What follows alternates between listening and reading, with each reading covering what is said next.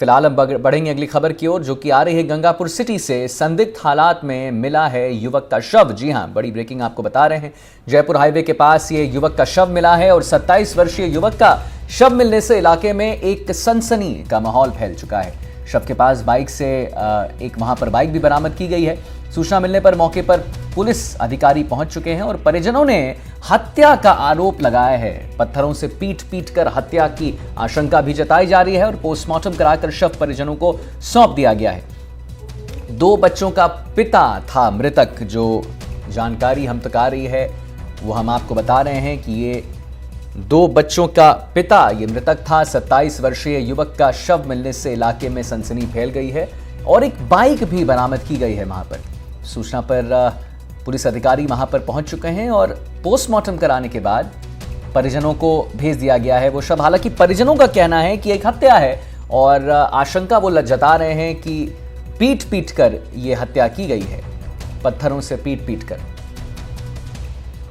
हत्या की गई है। अब ये हम जानते नहीं किसने करी है, किस जगह का मामला है। ये साहब जयपुर रोड पे कौन सा हॉस्पिटल। और ये आप कहाँ के रहने वाले? हम सालों का रहने वाले, पर हम जिंदगी से यही रहते हैं। ये क्या करते थे आपके पुत्र? बेटे दुकान पे एसटी जो फर्नीचर दुकान है उस पर हाथ बटा हुए बड़े बच्चे को। अभी हमें एक डेड बॉडी मिला है जिसके घर वाले से पूछा भी है जो कोई रंजिश किसी का नाम बताने के लिए, तो उन्होंने इनकार कर रहे हैं। उन्होंने बताया जो हो सकता है जो पीने खाने में फिर किससे लड़ाई हो गया हो, और हम जो भी वहाँ पे फुटेज है और कैमरा है उसको हम देख रहे हैं और जो भी जिसने भी किया होगा उसको हम जल्द से जल्द आइडेंटिफाई करके उस पर कार्रवाई करेंगे। दृश्य हमें तो लग रहा है जो मर्डर ही किसी ने किया है और हम उसके बारे में इन्वेस्टिगेशन कर रहे हैं। और अजय भारद्वाज हमारे संवाददाता हमारे साथ जुड़े हुए हैं जिनसे हम इसी विषय पर बात करेंगे। अजय, ये पूरी घटना क्या है और जितने भी परिजन हैं उनका आरोप है कि ये उनको पत्थरों से मार कर उनकी हत्या की गई है, तो अभी पुलिस का क्या कहना है इस पे? देखिए आदित्य, मैं बताना चाहूंगा सुबह 8 बजे ये खबर आई थी कि एक व्यक्ति की जो है संदिग्ध अवस्था में जो है उसकी लाश मिली है।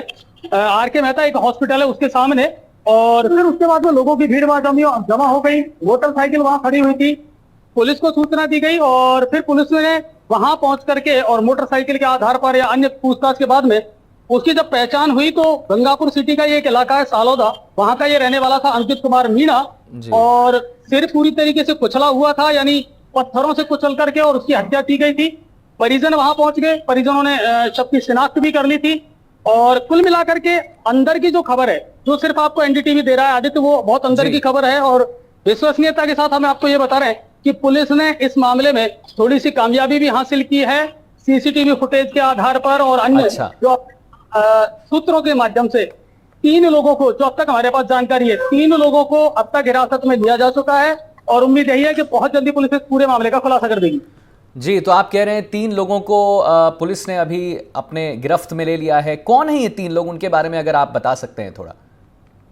देखिए आदित्य, सीसीटीवी फुटेज के आधार पर और जानकारी के आधार पर ये पता लगा है कि ये तीनों इसके साथी हैं, साथ ही उठते बैठते थे और शायद कल जो अंतिम लोकेशन थी लगभग 9:15 बजे की, जब अंकित की अपने फादर से बात हुई थी फोन पे और उसने 160 रुपए का एक रिचार्ज जो है फादर से करवाया था और ये किसी शादी में जाने की कह करके गया था, तो हो सकता है कि ये तीनों चारों साथी एक साथ हो और तब इस घटना को लेट नाइट हो सकता है किसी कारण से जान ले ली गई हो या हत्या कर दी गई हो। जी, तो अजय, अभी पुलिस और प्रशासन इसमें फिर आगे कैसे, मतलब 3 आरोपी जो आप बता रहे हैं कि गिरफ्त में है, उनसे पूछताछ चल रहा होगा, और कैसे आगे बढ़ेगी पुलिस प्रशासन इस पे? देखिए, ये जो मामला है, ये मामला आपस में कुछ इस तरीके से जो जुड़ने में आ रहा है जिससे पता लग रहा है कि ज्यादा कोई बड़ा बिजनेस वगैरह तो ये करता नहीं था। 4 भाई थे, छोटा ही छोटा था ये, लेकिन कुछ ऐसी चीजें जरूर सामने आ रही है कि दोस्ती में कोई ना कोई या तो लड़ाई झगड़ा आपस में हुआ है या किसी बात को लेकर के गुस्सा हुए हैं और तब जाकर के इस घटना को अंजाम दिया गया है। तो है कोई करीबी व्यक्ति ही जो अंकित के साथ उठते बैठते थे, उन्हीं में से। मतलब आप कह रहे हैं कि या तो परिवार में ही ये कुछ कलह के वजह से ये प्रॉब्लम्स हुआ है या फिर आप कह रहे हैं आपसी रंजिश की वजह से हुआ है?